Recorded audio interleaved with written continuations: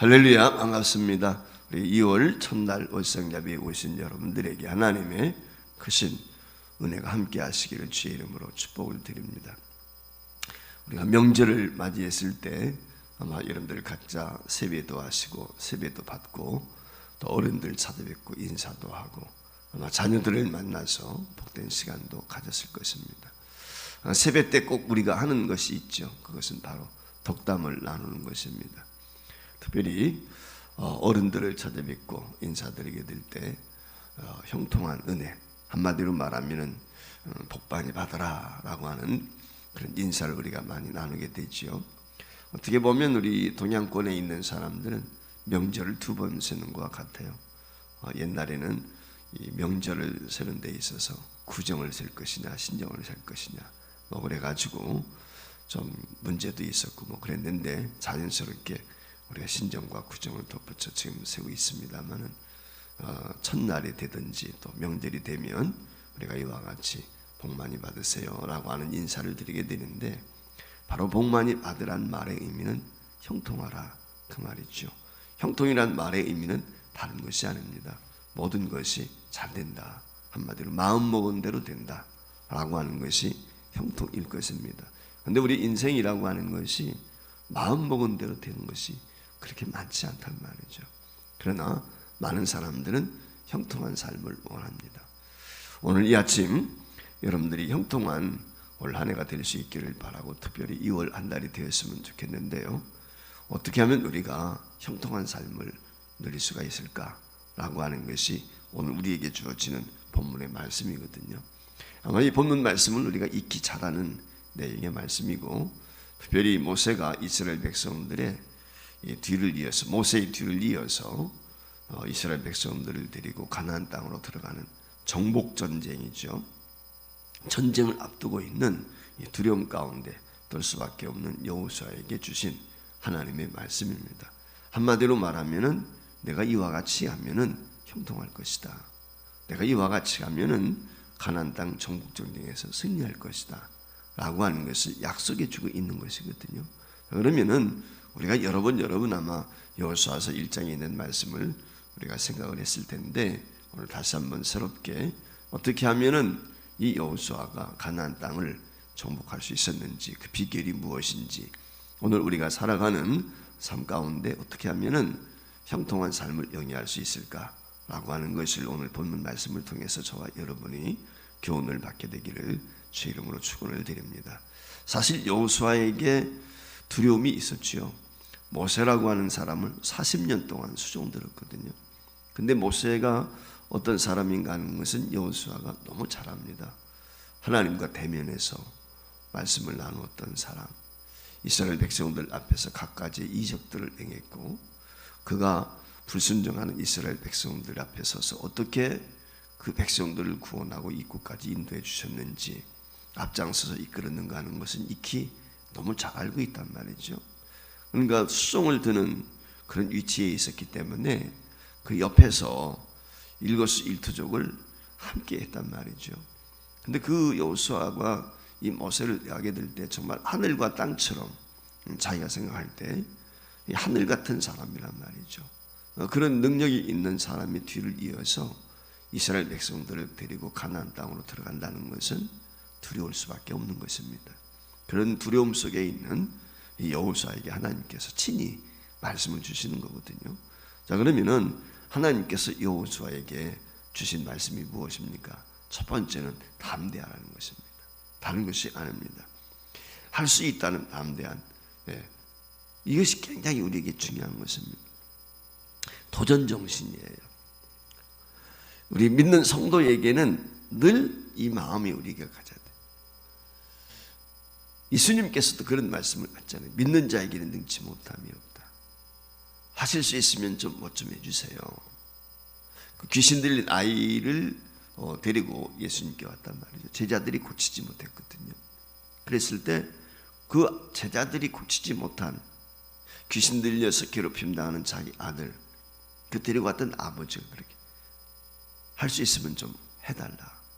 그때 예수님이 말씀하신 것이 그거예요. 할 수 있음이 뭐냐 그 말이죠. 믿는 자에 능치 못함이 없다. 그러니까 믿음이 없는 세대, 어제 우리가 그제 누가복음 9장에 있는 말씀을 함께 나누면서 패역한 세대에 대해서 잠시 말씀을 나눴는데, 패역한 세대의 특징이 뭐냐면 믿음이 없는 거예요. 믿음이 없으면 사람이 패역해질 수밖에 없어요. 그러니까 오늘 우리가 믿음을 갖는 것이 그만큼 중요한 것입니다. 그 믿음을 가지고 도전정신, 할 수 있다, 이 확신, 이게 중요해요. 그러니까 믿음이 있는 사람은 담대할 수밖에 없어요. 그리고 도전할 수밖에 없는 것이죠. 오늘 여기 본문 말씀이 그거거든요. 자, 여호수아에게는 하나님이 주신 과업이 있습니다. 첫 번째 과업은 뭐냐면은 그 이스라엘 백성들을 데리고 가나안 땅을 건너서, 거참 요단강을 건너서 가나안에 들어가는 것입니다. 그러니까 가나안 정복하는 것입니다. 근데 가나안 정복 전쟁이라고 하는 것은 여호수아가 익히 잘 알고 있습니다. 왜냐하면은 이미 40여 년 전에 12명의 정탐꾼, 그 가나안 땅을 돌아보게 되었을 때 함께 갔던 사람이거든요. 그 자신이 속한 지파의 우두머리가 되어가지고 같이 들어가서 12명이 40일 동안 가나안 땅을 정탐을 했단 말이죠. 그러니까 호불호를 누구보다도 잘 알고 있습니다. 가나안 땅에 어떤 족속이 살고 있고 어떤 요새가 있고 어떤 상황인지 잘 안단 말이죠. 그리고 지난 40년 동안 이 가나안 땅을 광야길을 거쳐오는 동안에 가나안 땅 거류민들, 가나안 땅에 살고 있는 사람들이, 이스라엘 백성들이 어떤 사람들이라고 하는 것도 익히 소식을 들어서 잘 알고 있습니다. 그래서 가나안 땅을 향해서 오고 있다는 이야기를 듣고 그들은 그만큼 대비를 했을 것입니다. 그렇지 않겠습니까? 그냥 40년 동안 가만히 있지는 않았을 거란 말이죠. 애굽에서 이스라엘 백성들이 나왔을 때 그 목적지는 어디냐? 우리가 살고 있는 이 가나안 땅이다 라고 하는 걸 가나안 원주민들은 알았단 말이죠. 비밀이 어디에 있겠습니까? 그러니까 거기에 대해서 대비했을 것이란 말이죠. 그러니까 가나안 땅 점령한다는 것은 쉽지가 않습니다. 두 번째는 이 모세에게 주어진 사명이 무엇입니까? 그것은 가나안 땅을 정복해서 분배하는 것입니다. 이게 쉬운 게 아니거든요. 재산 문제, 돈 문제가 이게 얽히게 되면요, 형제 간에 또 칼부림 나잖아요. 그렇지 않습니까? 명절 때 종종 그런 이야기 듣지 않습니까? 부모 유산 때문에 자녀들끼리 그런 어떤 살인 사건이 나고 말이죠. 다툼이 일게 되는. 그러니까 이게 땅을 분배한다는 것이 사실은 쉽지가 않습니다. 거기에는 지혜가 필요한 것이고 담력이 필요한 것입니다. 이곳저곳에서 불만이 터져 나올 수도 있거든요. 그러니까 그것을 조율하면서 가나안 땅을 분배한다는 것 쉽지가 않죠. 첫 번째는 가나안 땅을 정복해야 됩니다. 난공불락의 성들이 이것저것 있습니다. 네피림 족속, 거인들이 살고 있단 말이죠. 쉽지 않거든요. 그 땅을 차지해야 되는 것뿐만 아니라 전쟁을 해야 되고 그 전쟁이 얼마가 걸릴지도 몰라요. 그리고 그 땅을 또 분배해 줘야 돼요. 그게 쉽지 않은 것이란 말이죠. 그러니까 그 모든 성평과 사정을 아는 여호수아 입장에서는 모세의 뒤를 이어서 후계자가 된다는 것이 얼마나 어려운가 라고 하는 것 알고 있어요. 어떻게 하면은 그 직책을 만든 것을 피하고 싶은 마음, 그게 어쩌면 있지 않았겠을까, 이런 생각 가져보게 됩니다. 그는 오늘 여호수아에게 하시는 말씀이 무엇이냐면 3번씩이나 하나님께서 주신 말씀이 있습니다. 그것이 오늘 여기 본문 말씀에 보면 6절, 7절, 9절에 나오는데 담대하라는 것입니다. 강하고 담대하라. 이게 하나님께서 여호수아에게 주시는 말씀이에요. 그러니까 강하고 담대하라고 하는 이 말의 의미는 믿음을 통해서 한마디로 말하면 도전 정신을 가져요. 강하고 담대하기 위해서는 내가 적극적인 마인드를 갖지 않으면 강한 마음, 도전 정신을 가질 수가 없는 것이죠. 오늘 우리가 매사에 이 마음이 우리에게 중요합니다. 우리가 내일 어떤 일을 만났는지 아무도 예측할 수가 없어요. 그러나 확신하는 것은 오늘에 충실하게 될 때 우리에게 내일이 보장이 되는 것이지, 오늘 우리가 충실하지 못하게 되면 내일은 없습니다. 그러니까 과거는 다 이미 지나간 거예요. 그건 잊어버리려야 되는 거예요. 과거의 실패도 잊어버리고 반면교사는 우리가 삼아야 되겠지만 거기에 연연하면 안 된다 그 말이에요. 과거에 성공한 것에 집착한다든지 실패한 것에 연연하게 되면, 집착하게 되면 망할 수밖에 없어요. 망하는 이유는 둘 중에 하나예요. 교만하든지 열등감이 있든지.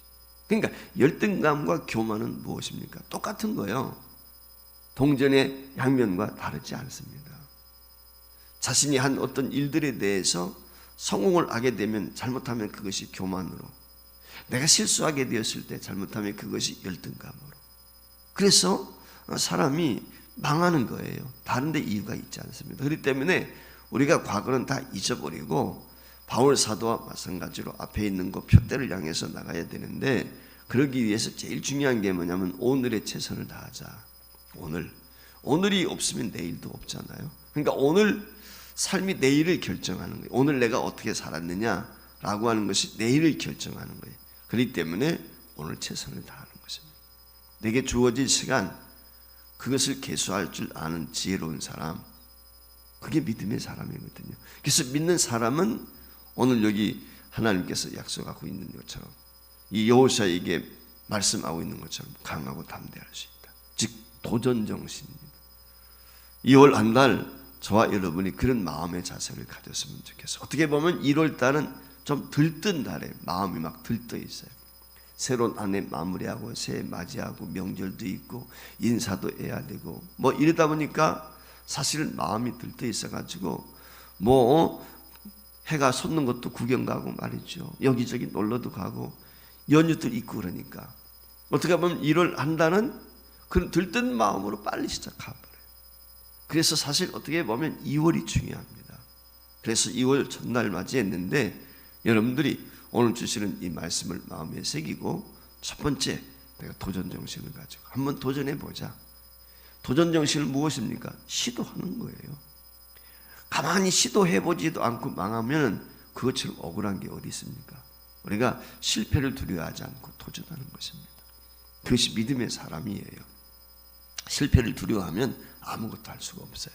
그래서 하나님께서 나와 함께 하신다, 우리와 함께 한다는 이 확신 가지고 믿음으로 2월 한 달 승리할 수 있기를 주의 이름으로 축복합니다. 두 번째 중요한 게 있습니다. 그것이 무엇입니까? 우리가 형통한 삶을 위해서는 말씀대로 순종하는 것입니다. 말씀대로 행한다는 말은 순종입니다. 성도에게 있어서 제일 중요한 건 순종입니다. 어떤 말씀을 주시든지 순종인 것입니다. 이게 제일 중요한 것입니다. 오늘 여기 7절 8절 화면에 뜰 텐데 한번 같이 읽어보겠습니다. 율법을 다 지켜 행하고 우르나 좌로나 치우치지 말라. 그러면 어디로 가든지 형통하리니 이 율법책을 묵상하여 그 안에 기록된 대로 다 지켜 행하라. 그러면 내 길이 형통하게 될 것이며 내가 형통하리라. 오늘 여기 말씀을 했어요. 성경 말씀에 보면은 하나님께서 형통에 대해서 여러 번 지금 말씀을 하고 계시거든요. 형통한다는 거예요. 형통. 하나님이 형통하다고 말씀을 하셨어요. 형통하기를 우리가 소원하지만 하나님이 주셔야 되는 것 아니겠습니까? 근데 그 형통한 비결이 무엇이냐면 하나님이 우리에게 주신 율례와 법도 안에서 좌로나 오르나 치우치지 않는 것, 한마디로 말하면 말씀 붙들고 쭉 가는 것입니다. 그러면 형통하게 된다고 여기 말씀을 했어요. 그러면 오늘 본문에서 나와 있는 율법이란 무엇이겠습니까? 곧 모세의 오경, 모세에게 주셨던 모세 오경, 그걸 말씀하는 것이죠. 근데 그 모세 오경 우리에게 주신 것 중에 의식법이 있어요. 제사법전이라든지 이런 의식법. 이런 의식법은 예수님이 이 땅에 오심으로 끝나버렸어요. 세상 표현으로 말하면 폐기 처분됐다라고 이야기할 수 있는 완성이 된 거예요. 그래서 우리가 제사를 드리지 않습니다. 뭐 번제를 드리거나 이러지 않는단 말이죠. 그건 이미 끝난 거예요. 완성이 되어버렸단 말이에요. 예수님이 율법의 완성자니까 그분이 오셔서 단번에 제사를 드림으로 의식법은 다 끝나버린 것입니다. 그러면 우리가 지켜야 될 것이 무엇입니까? 하나님께서 우리에게 주신 말씀, 특별히 주님께서 우리에게 주셨던 말씀, 그 말씀 붙드는 거죠. 그게 제일 중요한 것입니다. 그래서 주님의 말씀대로 사는 거예요. 주님의 말씀을 붙들고 사는 거예요.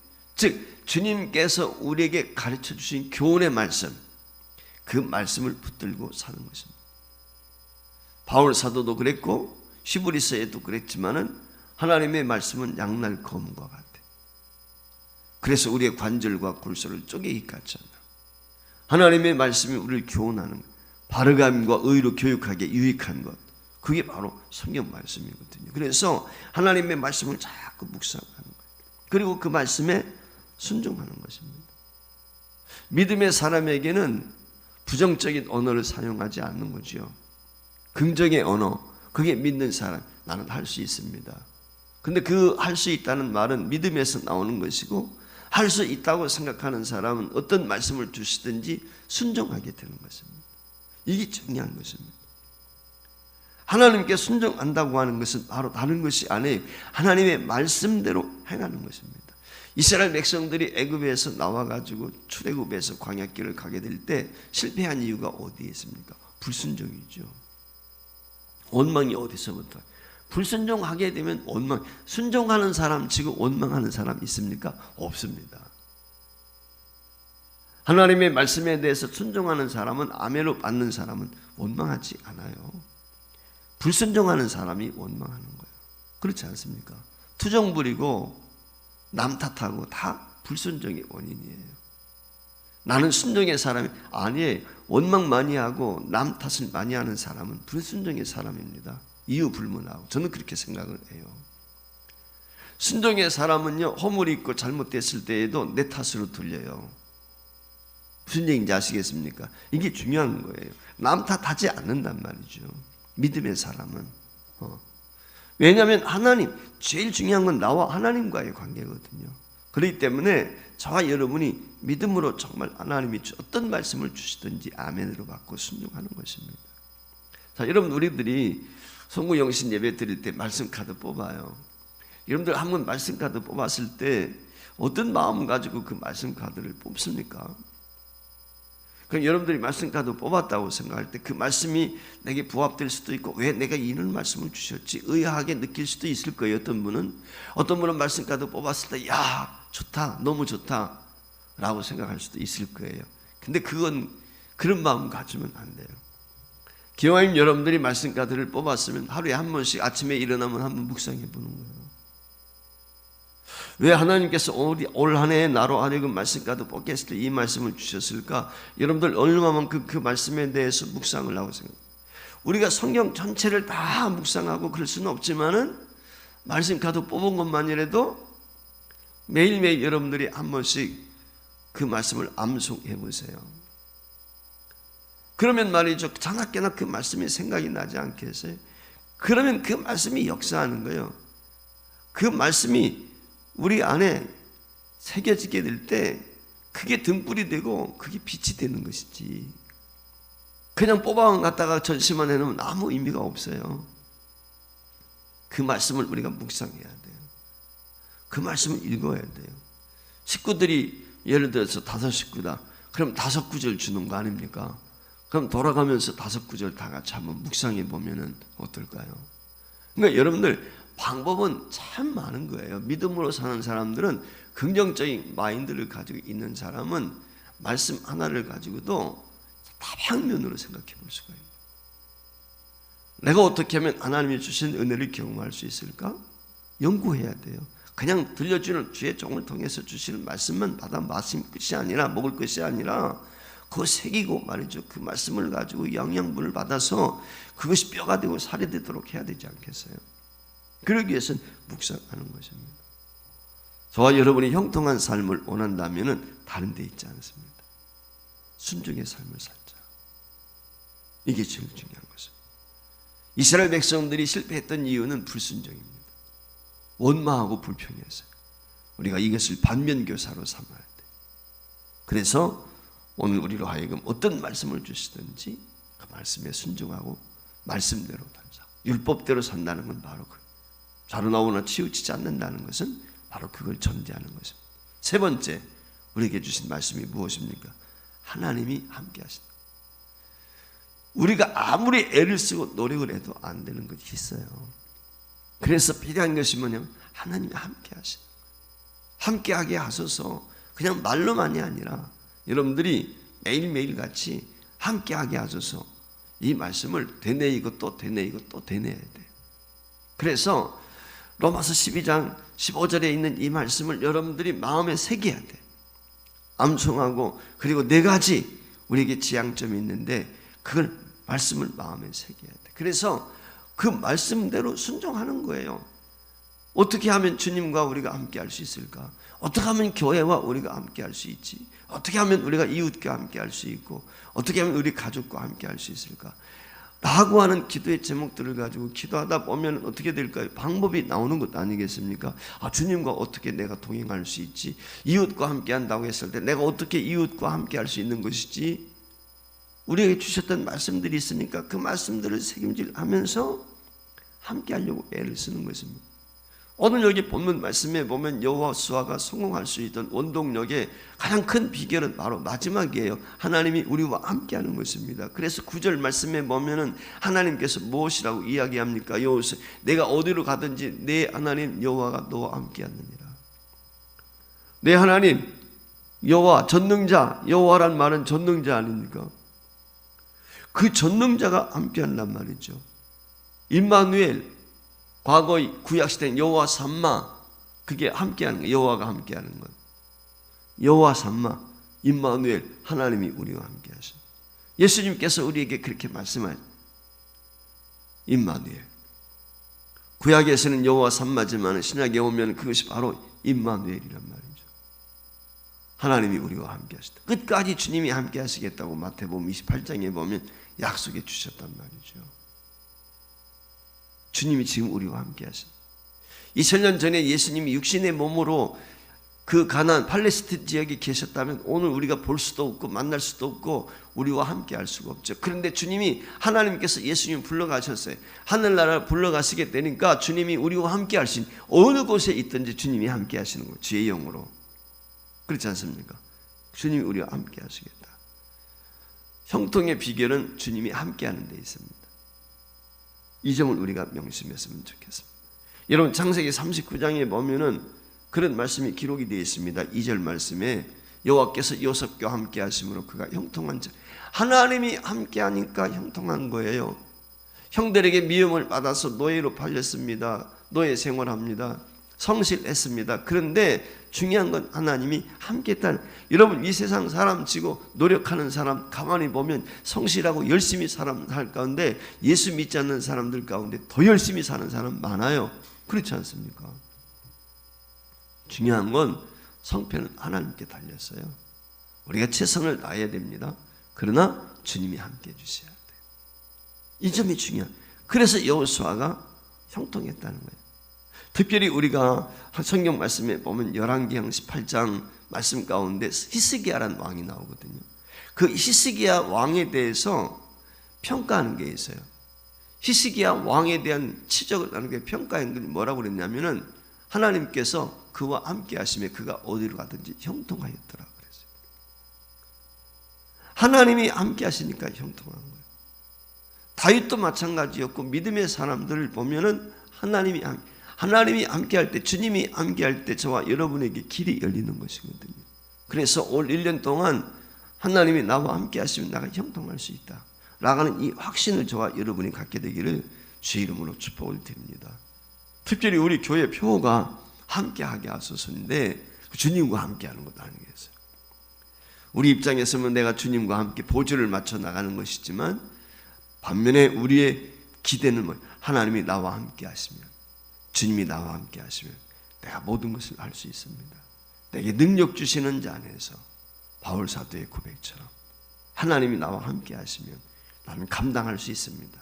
어떤 직분을 주시든지, 어떤 사명을 주시든지, 어떤 일을 만날든지, 내가 어떤 상황 가운데 처했든지 하나님이 함께 하시면 나는 승리할 수 있습니다. 나는 차지할 수 있습니다. 형통한 삶을 누릴 수 있습니다.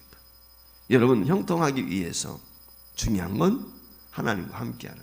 함께하기 위해서는 저와 여러분들이 늘 명심해야 될 것이 무엇입니까? 주님과의 관계가 중요하죠. 함께하는데 주님과의 관계가 거북스러우면 어떻게 했어요? 그렇지 않습니까?